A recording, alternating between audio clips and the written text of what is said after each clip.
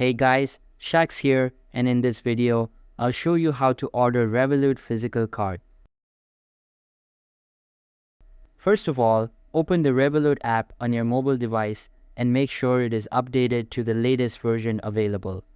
After that, sign into your account and you will be redirected to the home page. Now, tap on Cards in the top menu, and at the Cards section, you just have to tap on Get Card.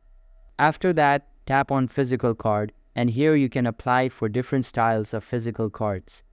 There is a standard card, there is a metal card, which you can only get if you have a metal subscription. Then here is the premium space gray card, which is also plastic. But for this one, you will need a premium subscription, which is cheaper. Then there is a plus card and the special edition 24-karat gold plated card. You can simply select the preferred card and then follow the on-screen instructions to complete the process. So that's all for this video. If this video was helpful, don't forget to subscribe and hit the like button. Thanks.